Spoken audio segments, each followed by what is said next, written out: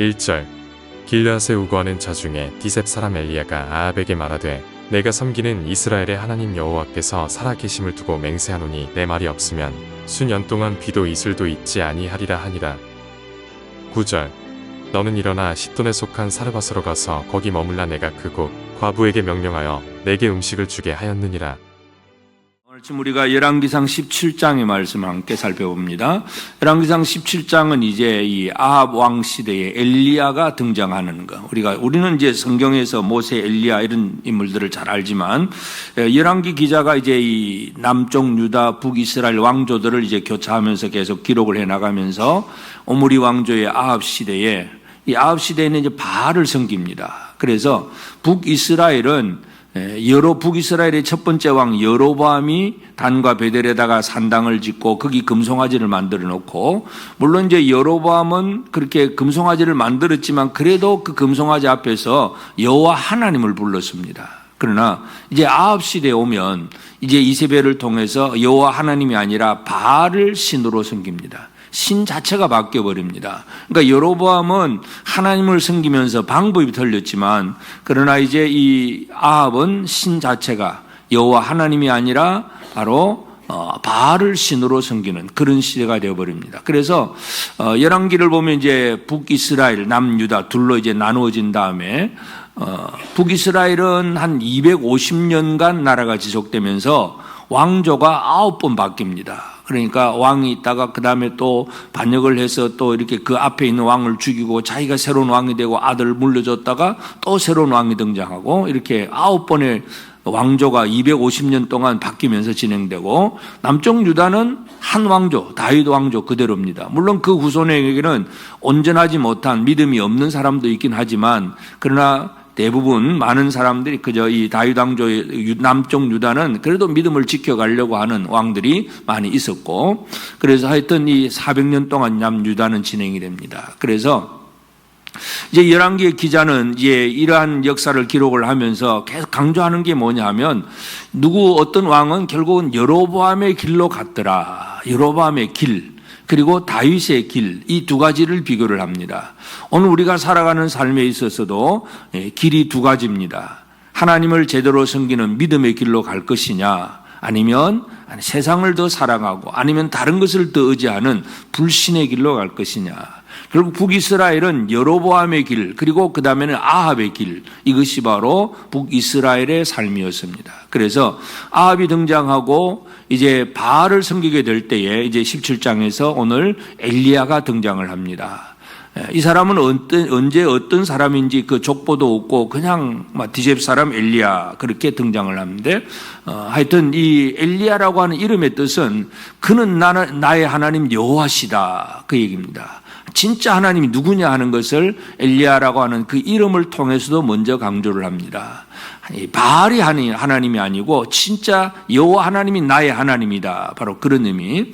그러니까 바알 신을 섬기는 그 시대 사람들이 바알을 어떤 신으로 섬기냐 하면 비와 이슬을 주는 신, 그래서 농사가 잘 되어지고 알곡이 잘 맺고 우리가 풍요해지고 잘 먹고 잘 살 수 있게 만들어주는 신, 이것이 바로 그 시대 사람들이 섬기는 바알 신이었습니다.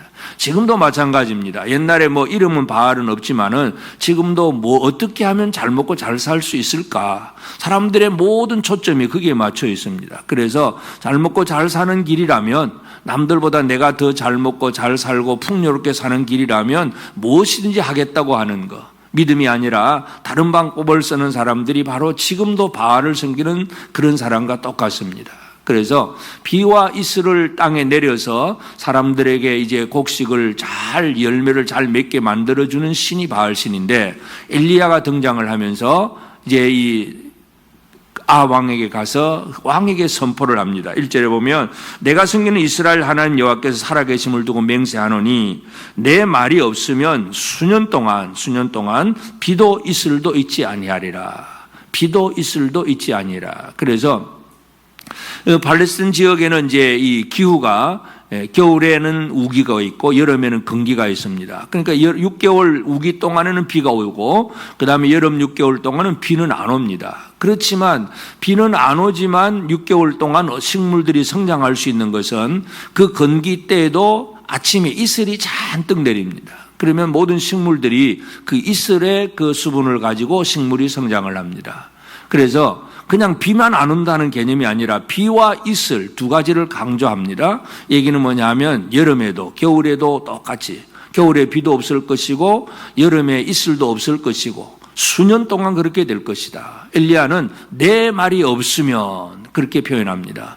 하나님의 말씀을 듣고 하나님 앞에서 믿음으로 살아가는 사람이 이 아합 왕이 바알을 섬기고 엉뚱한 신을 섬기면서 그 바알 신이 비와 이슬을 주장한다는 것 그렇게 믿고 있기 때문에 진짜 하나님이 누구냐 하는 것을 엘리야가 보여줍니다. 그래서 엘리야는 내 말이 없으면 비와 이슬이 수년 동안 내리지 않을 거다. 그렇게 얘기를 하고 아합은 그 말을 들어도 엘리야의 말을 믿음으로 받아들이지 않습니다. 회개함이 없습니다. 여전히 바알을 섬깁니다. 그래서 그때부터 비가 내리지 않고 이슬이 내리지 않기 시작합니다.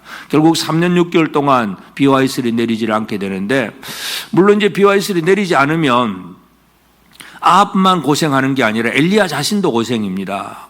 그 땅에 비가 없으면 먹을 것 마실 것이 부족합니다. 하나님께서 제일 먼저 엘리야에게 그리 시냇가로 내려가라. 그러니까 요단 강물이 있고 그 요단 강으로 흘러가는 작은 시냇물들이 몇 개 있는데 그 중에 하나 그리 시내가 있습니다. 그래서 그리 시내가서 거기에 가서 머물라고 했을 때 하나님은 그곳에 이제 까마귀를 보내서 까마귀가 늘 떡과 고기를 물고 옵니다.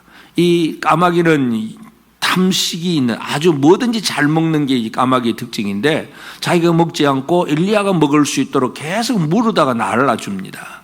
하나님이 들어 사용하는 그런 대상들 가장 중요한 것은 바로 엘리야라고 하는 사람이 하나님 앞에 들어 쓰임을 받지만 또 하나님은 누구를 들어 사용하시느냐 그 엘리야가 살아갈 수 있도록 까마귀를 이용하신다는 것도 알 수가 있습니다. 하나님은 이처럼 하나님의 사람을 들어 쓰시고 하나님의 사람들이 일을 할 수 있도록 또 옆에서 또 돕는 역할을 하는 까마귀를 보냅니다. 그러나 이제 이슬이 또 비와 이슬이 계속 내리지 않으니까 작은 그리 시냇가는 금방 말라버립니다.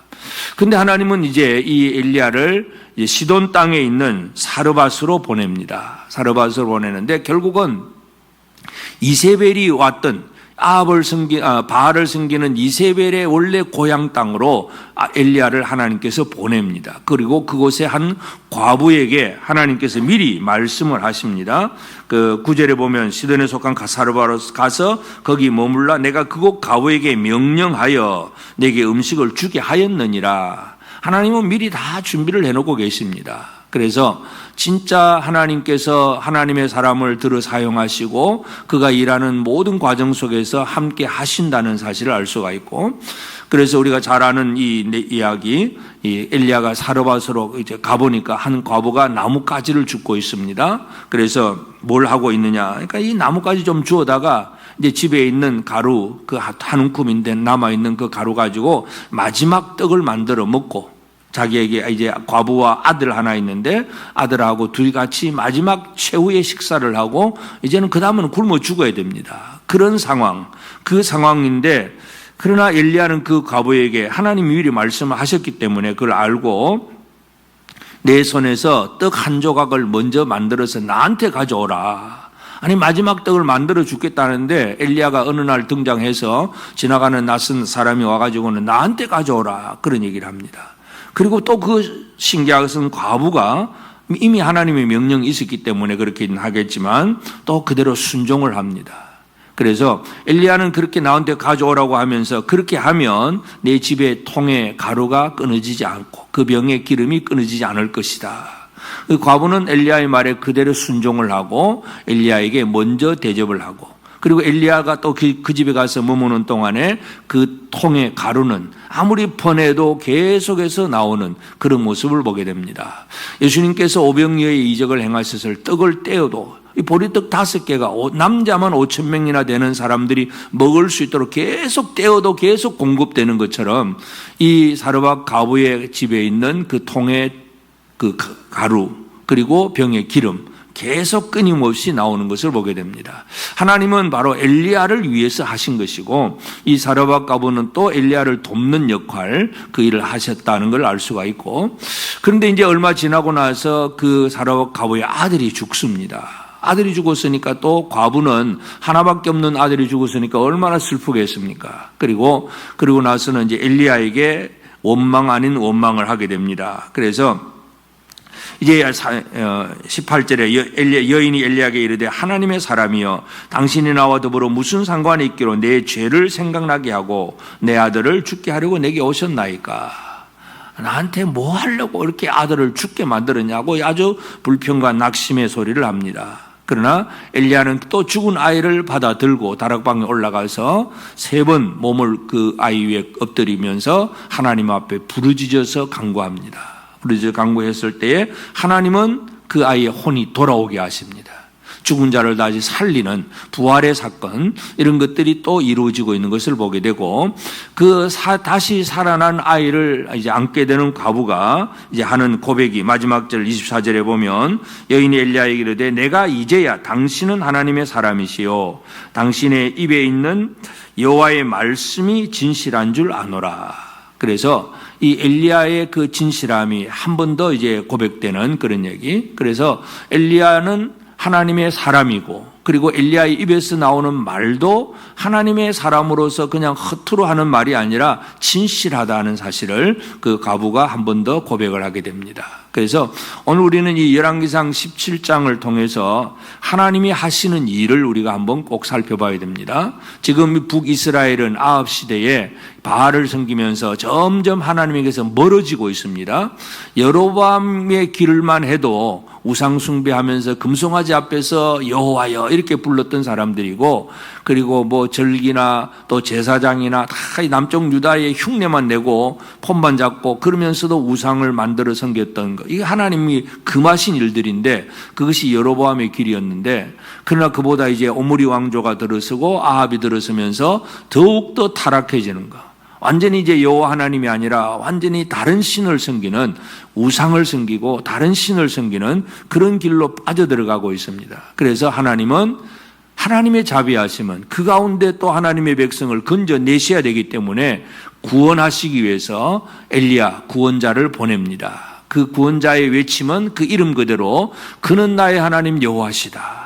하나님은 진짜 하나님은 비와 있을 모든 걸 주관하신 이는 바알이 아니라 여호와 하나님이다. 이걸 보여주기 위해서 엘리야가 등장을 하고, 그 다음에 이제 18장 19장에 계속 이제 이 바알 제사장과의 다툼, 결국은 여호와의 승리, 이런 것들이 이제 강조되는 것을 보게 됩니다. 그래서 오늘 우리는 우리의 살아가는 삶의 길에는 두 가지 길입니다. 하나님을 제대로 섬기는 다윗의 길, 믿음의 길이냐, 아니면 하나님을 떠나버린 여로보암의 길, 아합의 길이냐.